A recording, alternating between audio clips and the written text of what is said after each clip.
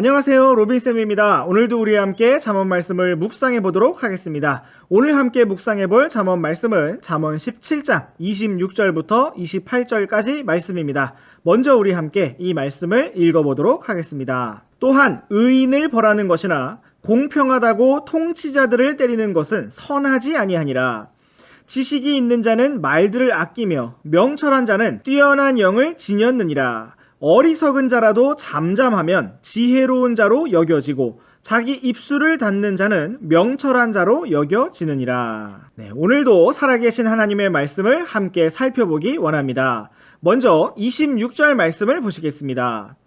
의인을 벌하는 것이나 공평하다고 통치자들을 때리는 것이 선하지 않다고 말씀하고 있습니다. 여기서 말씀하고 있는 의인은 하나님의 기준에서 보기에 단 하나의 흠도 없는 완전한 사람을 말하는 것이 아니라 그 마음의 중심에서 하나님을 따르기를 원하고 실제 삶 가운데 순종하며 살아가기를 늘 힘쓰는 사람을 말하는 것입니다. 또한 특별한 어떤 항목에 대하여 문제가 없는 사람을 말할 수도 있습니다. 성경은 의인을 벌하는 것이나 통치자들을 때리는 것이 선하지 않다고 말씀하고 있습니다. 의인이라 할지라도 또는 통치자라 할지라도 실수할 수 있고 잘못할 수 있습니다. 그럼에도 불구하고 성경은 의인이나 통치자를 벌하고 때리는 것이 선하지 않다고 말씀하고 있습니다. 매일 숙제를 안 해오던 학생이 또다시 숙제를 안 해오는 일과 매일 성실하게 숙제를 하던 학생이 실수로 빠뜨리고 안 해오는 일이 같은 날 발생하였을 때 선생님은 어떻게 혼내는 것이 공평할까요? 매일 혼나던 학생은 아마 매일 성실하게 해오던 그 학생이 어떻게 혼나는지 유심히 살펴볼 것입니다. 그런데 만약 선생님이 그 학생을 크게 혼내지 않고 평소에 성실하게 잘 해왔으니 앞으로 실수하지 않도록 주의해라, 간단하게 혼낸다면 어떨까요?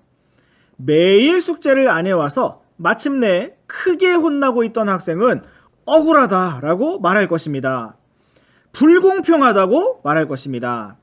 그러나 성경은 무엇이라고 말씀하고 있습니까? 의인을 벌하는 것이 선하지 않다고 말씀하고 있습니다. 통치자를 때리는 것 또한 선하지 않다고 말씀하고 있습니다. 통치자란 여기서 왕일 수도 있고 각 마을의 장로일 수도 있습니다. 교회에서는 목사님일 수도 있고 학교에서는 선생님일 수도 있습니다. 가정에서는 부모님이십니다. 인도자와 지도자를 말하는 것입니다. 통치자가 아무리 잘못이 있어도 우리는 다윗이 사울 왕을 대한 것 같이 해야 합니다. 하나님께서 친히 그를 심판하시고 자리에서 옮기실 때까지 순종하며 기다려야 합니다. 우리가 심판자가 아니라 하나님께서 심판자이심을 기억해야 합니다. 사랑하는 학생 여러분, 우리가 가져야 할 마음은 누가 무엇을 잘못했는지를 궁금해하는 마음이 아닙니다. 누가 어떻게 혼나는지 궁금해하는 마음이 아닙니다. 누가 자격이 있느냐 없느냐를 따지는 마음이 아닙니다.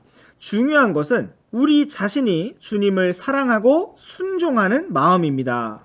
27절 말씀도 보시겠습니다. 지식이 있는 자는 말들을 아끼며 명철한 자는 뛰어난 영을 지녔다고 말씀하고 있습니다.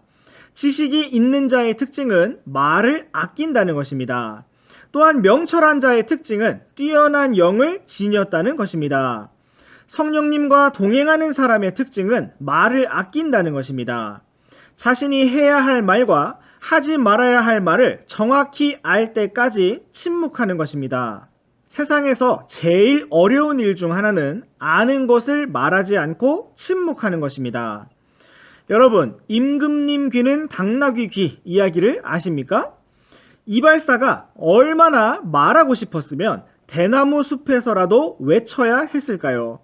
우리는 안다고 다 말하려 하는 습관을 버려야 합니다.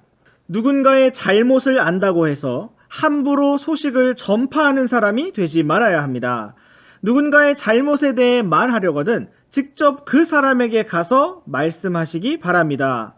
혹은 그 사람을 지도하고 인도하고 있는 인도자에게 가서 말씀하시기 바랍니다. 그것이 아니라면 조용히 기도하시기 바랍니다. 마지막으로 28절 말씀도 보시겠습니다. 어리석은 자라도 잠잠하면 지혜로운 자로 여겨지고 자기 입술을 닫는 자는 명철한 자로 여겨진다고 말씀하고 있습니다. 성경은 어리석은 자라 할지라도 지혜롭고 명철하게 보일 수 있는 방법을 보여주고 있습니다. 그것은 바로 잠잠한 자가 되는 것입니다. 성경은 우리가 어떻게 말하고 또 어떻게 침묵해야 하는가를 말씀하고 있습니다. 지혜로운 자의 특징은 말을 아끼는 것입니다. 어리석은 자의 특징은 함부로 말한다는 것입니다. 하나님께서 오늘 우리의 입을 지켜주시기 원합니다. 우리가 입을 열 때마다 하나님께서 기뻐하시는 말이 나올 수 있기를 원합니다.